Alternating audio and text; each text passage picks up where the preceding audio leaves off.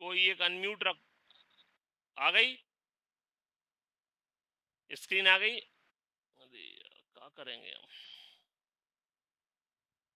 रुक जा फिर, देख रहा है, 1 मिनट, फिर से देख रहा है।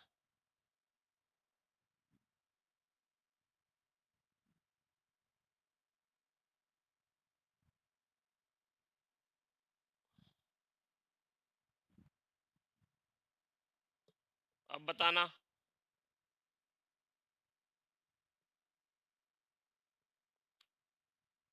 Screen I? अभी भी नहीं आई? ठीक से देखो।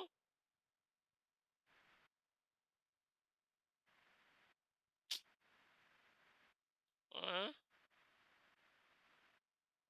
नहीं, हम तो प्रेजेंटेशन स्टार्ट कर दिए, फिर हम आ जा रहा है स्क्रीन पे। लो, फिर से आ रहा है present screen start. Start now. अब बताना। नहीं, स्टार्ट तो पहले भी हो गई थी। अभी आ रहा है? कुछ प्रॉब्लम तो हो रही शायद। अभी आ रही ठीक से? चलो ठीक है। ओके, सो अगेन, चलो अब आप जहां नहीं आए तो बताना, फिर हम फिर कुछ देखेंगे। चलिए, और again good morning to all of you, 12th class students. जैसा कि हम जानते हैं कि हम अभी क्लास 12th केमिस्ट्री में हम unit number 5th, that mean the surface chemistry पे डिस्कशन कर रहे थे, और जिसके थर्ड पार्ट अभी कॉलाइड्स पर डिस्कशन चल रहा था। और कॉलाइड्स में अभी हम लोगों ने जो पढ़ लिया, हम वहाँ पहुँचते हैं जहाँ से हमें आज की क्लास स्टार्ट करनी थी। तो जैसा कि हम जानते हैं कि हम लोगों ने जो आपका मेथड ऑफ प्रिपरेशन है कोलाइडल सॉल्यूशन का, वो पढ़ रहे थे। और मेथड ऑफ प्रिपरेशन में हमने पहले केमिकल मेथड्स पर डिस्कशन किया था। और जो केमिकल मेथड्स हैं, प्लीज लिसन केयरफुली, जो केमिकल मेथड है, उन केमिकल मेथड में हम लोगों ने ये देखा था कि it may be double decomposition, hydrolysis, oxidation, et cetera et cetera. फिर से हम रिवाइज कर रहे हैं उस चीज को कि the colloidal dispersion can be prepared by chemical reaction leading to the formation of molecules by double decomposition, oxidation और हाइड्रोलाइसिस एटसेट्रा। तो इनमें से किसी भी तरीके से बनाया जा सकता है, लेकिन जैसा कि हम ये जानते हैं कि जो लायोफिलिक सॉल होते हैं वो तो इजीली बन जाते हैं, बिकॉज वो सॉल्वेंट लविंग होते हैं। लेकिन जो लायोफोबिक हैं वो सॉल्वेंट हेटिंग होते हैं, उन्हें इजीली प्रिपेयर नहीं किया जा सकता। इसलिए जो लायोफोबिक कॉलाइड्स होते हैं उनके प्रिपरेशन के लिए स्पेसिफिक मेथड यूज किए जाते हैं। और उनके लिए स्पेसिफिक मेथड में एक मेथड हमारा जो है वो है हमारा, जैसा कि आप देख रहे होंगे, जो स्पेशल मेथड है उसमें हम जो देखने वाले हैं वो पढ़ रहे हैं आज हम braiding arc method, electrical disintegration और ब्रेडिंग आर्क मेथड। जरा शब्दों पर ध्यान दीजिएगा। ब्रेडिंग तो ये साइंटिस्ट का नेम हो गया। आर्क, आर्क दैट मीन चिंगारी। यहाँ जो आर्क है, ARC, उसका मतलब क्या हो गया? चिंगारी हो गया। तो हम अगर आपको थोड़ा सा अपने शब्दों में अगर इसमें बताएं तो सुनिएगा जरा हमारा खुद का अंदाज, कि जैसा कि हम सब जानते हैं कि कभी कभी जब हम कभी दो वायर को कनेक्ट करते हैं, और सपोज दैट अर्थ और फेस के वायर अगर हमारे पास पास आके जुड़ जाते हैं, तो आप जानते हो लाइट स्पार्क होती है। ठीक है, लाइट वहीं से फॉल्ट हो जाती है। कभी कभी आपने देखा होगा कि दो तारों का अगर कनेक्शन है और वो कनेक्शन प्रॉपर नहीं है, कनेक्शन है और वो कनेक्शन प्रॉपर नहीं है, तो आपने ये देखा होगा कि वहां पर स्पार्किंग होना क्रिएट हो जाती है, स्पार्किंग होने लगती है। और धीरे धीरे धीरे धीरे आप लोग हैबिचुअल हैं, हम आगे नहीं कहना चाहेंगे, आप जानते हो कि तार को जोड़ना और स्पार्किंग होना ये आपके लिए आम बात है। तो जब स्पार्किंग होगी तारों में, तो धीरे धीरे आपने देखा होगा 1 दिन 2 दिन 4 दिन के बाद अपने आप तार वहीं से क्या होगा? टूट जाएगा, तार वहीं से गल जाएगा। प्रश्न अब ये उठता है कि सर ये तो जुड़ा हुआ था, जुड़ा है तो टूटा, और अगर कोई चीज टूटी तो जहां से टूटी वहां से जो मटेरियल है, मैटर है, पदार्थ है, सब्सटेंस है, वो कहाँ गया? हम जानते हैं कि अगर किसी चीज को हम काटते हैं तो काट करने पे कुछ कट कर देने पे कुछ बुरादा जैसा कुछ वाइट वाइट, कुछ किसी भी कलर का हो सकता है, कुछ पाउडर्ड सब्सटेंस मिलते हैं। सबको पता है, हम मिलते हैं। लकड़ी को काटें, लोहे को काटें, कुछ पेंसिल छीलें, कुछ भी करें तो उसमें आपको छोटे छोटे पार्टिकल्स निकलते हैं। तो ऐसे ही इस मेथड में डिफरेंट मेटल्स के कोलाइडल सॉल्यूशन प्रिपेयर किए जाते हैं। इस मेथड में हम, चलो डायग्राम पे आ जाते हैं सामने आपके। इस मेथड में आप देख रहे होंगे, पेन दिख रहा होगा आपको, यहाँ पेन चलेगा, अभी देखेंगे पेन, देखिए ये देखो, और अगर स्क्रीन ऑफ हो जाए तो बताना हमें। तो इस तरीके से आप देख रहे होंगे कि अभी इसमें ये दो मेटल के इलेक्ट्रोड हैं, ये इलेक्ट्रोड हो गए मेटल इलेक्ट्रोड, इनको हमने पास पास रख दिया, हाई इलेक्ट्रिक वोल्ट करंट लिया, एक मीडियम में रख दिया, डिस्पर्सन मीडियम में जिसमें कि कोई सॉल्वेंट लिया हुआ है, और इन मेटल के इलेक्ट्रोड पर हाई वोल्ट का करंट पास करा दिया, और इन्हें पास पास रखा, चिपकाया नहीं, देखेंगे आप, देखिए चिपके नहीं है ये आपस में, ये चिपके नहीं है, दूर दूर रखे हुए हैं। और जब हमने इनको आपस में इमर्ज किया अगर वाटर या सॉल्वेंट के अंदर और इनमें करंट पास किया तो इनमें आपस में स्पार्किंग होने लगेगी।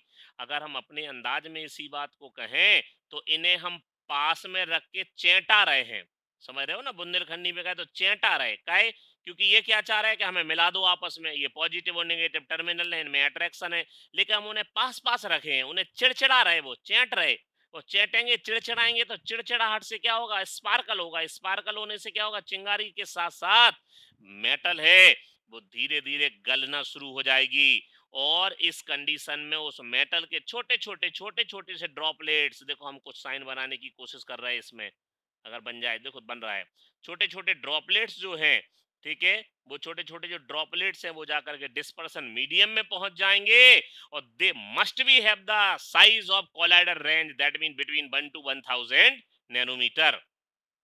तो ये उस रेंज के पार्टिकल जब इसमें जाकर के डिस्पर्सन मीडियम में चले जाएंगे, और जब डिस्पर्सन मीडियम में पार्टिकल चले जाएंगे तो उस कंडीशन में इसमें कोलाइडल सॉल्यूशन प्रिपेयर हो जाएगा। क्या लिखा है पढ़ेंगे, colloidal sol of metals like gold, silver, and platinum, etc., can be prepared by this method. In this method, electric arc is struck between electrodes of the metal immersed between the dispersion medium. The intense heat produced vaporizes the metal, which then condenses to form particles of colloidal size. तो इसमें ये होगा, लिखा हुआ था intense heat, heat produce होगी, स्वाभाविक सी बात है, करंट है भाई, स्पार्किंग होगी, हीट निकलेगी, हीट प्रोड्यूस्ड, और मेटल जो होगा वेपराइज्ड फॉर्म में स्मॉल पार्टिकल आएंगे और वो कंडेंस्ड हो जाएंगे, जिससे कि कोलाइडल साइज के सॉल्यूशन में कोलाइडल सॉल्यूशन क्या होगा, बन जाएगा, कोलाइडल सॉल्यूशन प्रिपेयर हो जाएगा। ठीक है, तो ये हमने आपको इसका डायग्राम भी बताया। इसके बाद हम अगली स्लाइड पे चलते हैं, नया कॉन्सेप्ट हमारे लिए आ गया, पेप्टाइजेशन। तो हम ये अच्छे से जान जाएं इसको कि पेप्टाइजेशन क्या होता है, पेप्टाइजेशन क्या चीज है, पेप्टाइजेशन से क्या हो जाता है, एटसेट्रा एटसेट्रा। तो जो पेप्टाइजेशन होता है, ध्यान से सुनिए, जो पेप्टाइजेशन होता है इस प्रोसेस में, अच्छा ये चीज होती क्या है, पेप्टाइजेशन क्या है, तो हम अगर आपको बताएं कि द कोगुल, सुनिएगा, जब हम जानते हैं कि ओल्ड कॉन्सेप्ट में जब कोई सब्सटेंसेस किसी सॉल्यूशन में कोई सॉल्यूट पार्टिकल सेटल डाउन हो जाता है तो उसको हम लोग बोलते थे प्रेसिपिटेशन, और अब हम कोलाइडल कंडीशंस में उसको कहने लगे कोगुलेशन। जो कोलाइडल सिचुएशन आई उसमें हम क्या कहने लगे, उसको कोगुलेशन। ठीक है, और जब उसको हम कोगुलेशन कहने लगे तो अब बात यहां है कि कोगुलेटेड कोलाइडल पार्टिकल से दोबारा कोलाइडल सॉल्यूशन प्रिपेयर करने की प्रोसेस पेप्टाइजेशन कहलाती है। Peptidation is referred to as the process of conversion of a precipitated into a colloidal sol by shaking it with a dispersion medium in the presence of a small amount of electrolytes. तो peptization क्या है, peptization is referred to as the process, एक process है किस चीज की, conversion of a precipitate into colloidal solution, किसी precipitate को कोगुलेटेड सॉल को कोलाइड में कन्वर्ट करने की प्रोसेस को पेप्टाइजेशन कहा जाता है। कैसे, by shaking it with a dispersion medium, कैसे बनाते हैं, डिस्पर्शन मीडियम के साथ सेक कर देते हैं उसको, किसकी प्रेजेंस में, in the presence of small amount of electrolytes, बस जो इस स्मॉल अमाउंट में जो आप इलेक्ट्रोलाइट्स को लेते हो उसको कहा जाता है पेप्टाइजिंग एजेंट। क्या लिखा है, the electrolyte used for this process is called peptising agent. तो जो इलेक्ट्रोलाइट्स यूज किए जाते हैं पेप्टाइजेशन के लिए उनको पेप्टाइजिंग एजेंट कहा जाता है।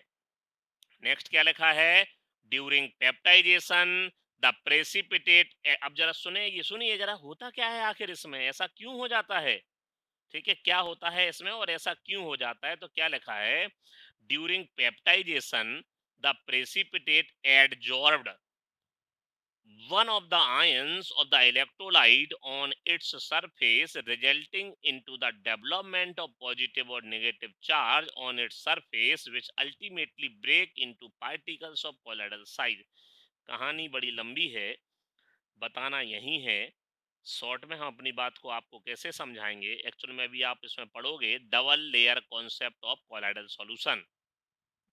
तो जब आप इसमें डबल लेयर कॉन्सेप्ट पढ़ोगे, ध्यान सुनिएगा, तो इस डबल लेयर कॉन्सेप्ट में आप ये देखोगे कि होता क्या है एक्चुअल में, कि जो कोलाइडल सॉल्यूशन है, ध्यान से सुनिए, आप बहुत इंपॉर्टेंट चीज बताने जा रहे हैं। अब आने वाली बकाया यूनिट में जो कुछ बचा है वो इसी कॉन्सेप्ट पर डिपेंड करेगा। Colloidal solution must be A electrical neutrality maintain करके रखते हैं। Colloidal solution, that mean colloidal solution electrical neutral होते हैं। लेकिन but the colloidal particle must be contain a charge, it may be positive charge or either negative charge। Colloidal solution जो है electrical neutral होता है, लेकिन हाँ, अब बताओ, जल्दी बताओ। चलो, आवाज तो हम रोक नहीं सकते, जैसे ठीक है ठीक है, चलते जाओ, जैसी आ रही आवाज सुनते जाओ। कोलाइडल पार्टिकल जो होते हैं, तो कोलाइडल पार्टिकल जो रहते हैं एक्चुअल में उनमें चार्ज जरूर होता है। कोलाइडल पार्टिकल पे चार्ज जरूर रहता है, ठीक है। कोलाइडल सॉल्यूशन इलेक्ट्रिकली न्यूट्रल है, कोलाइडल सॉल्यूशन इलेक्ट्रिकली न्यूट्रल है, लेकिन कोलाइडल पार्टिकल पे कोई चार्ज होता है, चाहे वो पॉजिटिव चार्ज हो या फिर नेगेटिव चार्ज हो, उनके ऊपर चार्ज जरूर रहता है। अब बात यही, बस यही बन जाती है, ये चार्ज ही, कोलाइडल पार्टिकल पे जो चार्ज है वही उनकी आत्मा है। ध्यान से सुनना, मैं शब्दों को हम क्या समझा रहे हैं, कि कोलाइडल पार्टिकल पे जो चार्ज है वही उसकी आत्मा है, और जब तक किसी की आत्मा है तब तक वो चीज जिंदा है, ठीक है।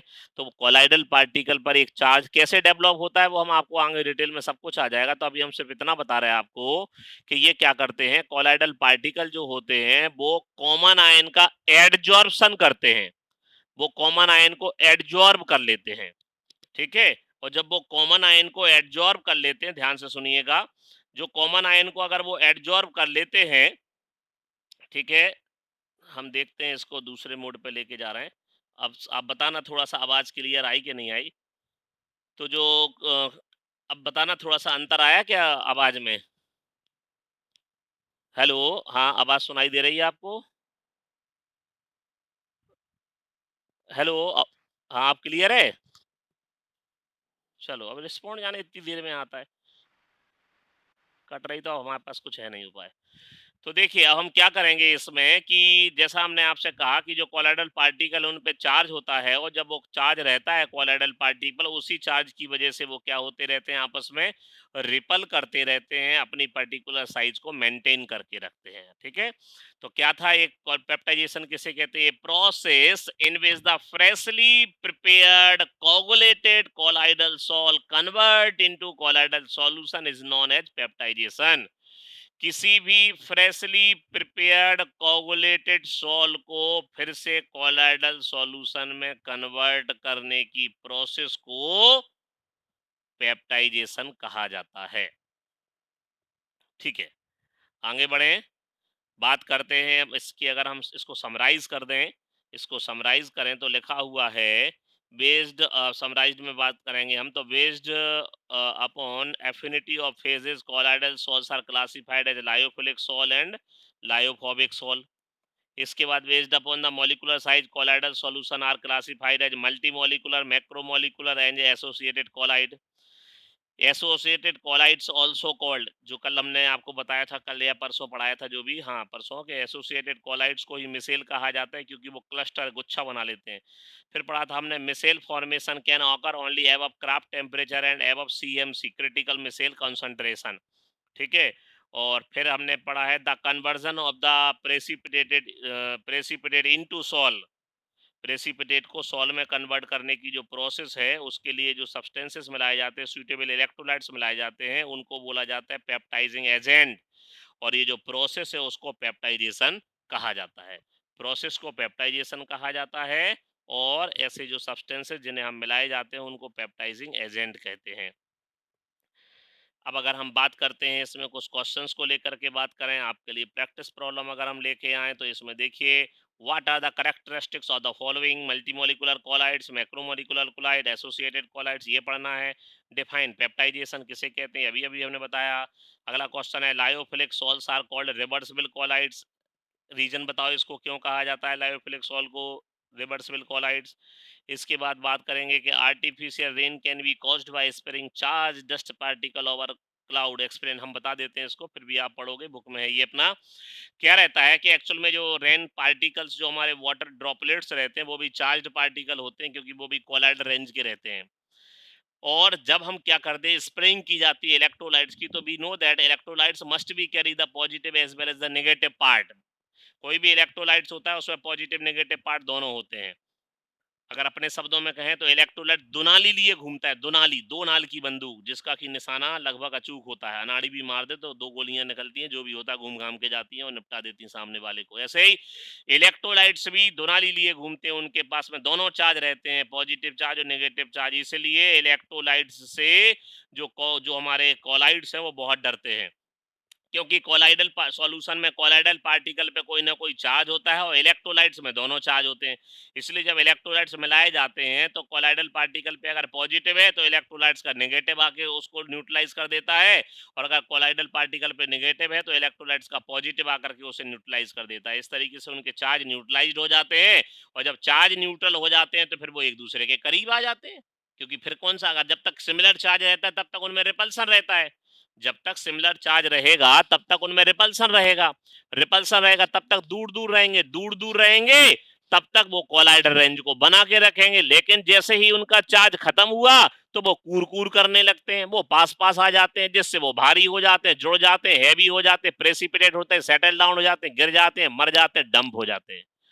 ठीक है, तब जाकर के वो उनका जो नेचर है वो खत्म हो जाता है। इसलिए अगर हम बात करें आर्टिफिशियल रेन को लेकर के, तो जब वो उसमें जो ड्रॉपलेट्स हैं, वाटर की ड्रॉपलेट्स हैं, जब उन पे इलेक्ट्रोलाइट्स का छिड़काव किया जाता है, आपको मालूम होगा, शायद आपने सुना भी होगा कि रसिया में, रूस में पूंजीपति जो थे, जिनके पास बहुत सारी जमीन हुआ करती थी, वो क्या करते थे, आर्टिफिशियल रेन करा लेते थे, स्प्रे करा देते थे इलेक्ट्रोलाइट्स का, जो कि रेन ड्रॉपलेट्स, वाटर ड्रॉपलेट जो क्लाउड्स के फॉर्म में थी। ठीक है, तो वो क्या हो जाता था कि वो सेटल डाउन हो जाती थी, जिससे जाकर के वो आपकी रेन फॉल के रूप में जमीन में आ जाती थी। ठीक है।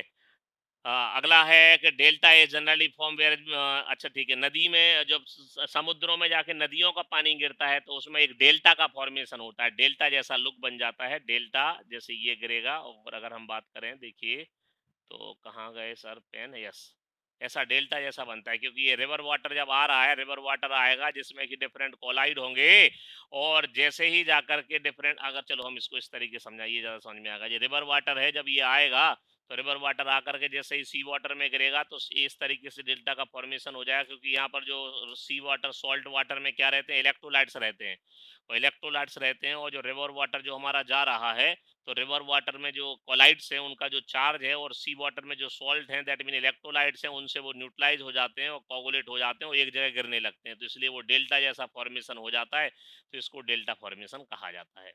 ठीक है। इसके बाद हम आपको अभी हाल इसका एक वीडियो शेयर करेंगे यूट्यूब पर ही, तो आप उस, क्योंकि इसमें आवाज़ नहीं आएगी, तो अभी आपको वीडियो शेयर करते हैं क्लासिफिकेशन का भी और इनकी प्रॉपर्टीज़ को लेकर के भी। ठीक है, और आप यूट्यूब पे इसे जो हमने आपको साइट दे रखी है, इनसे भी आप जा कर के इसको देख सकते हैं। ठीक है, तो उम्मीद है आपको आज की क्लास समझ में आई होगी, इसको आप पढ़िएगा। ठीक है, कल से हम नेक्स्ट चीज़ इसमें स्टार्ट करते हैं।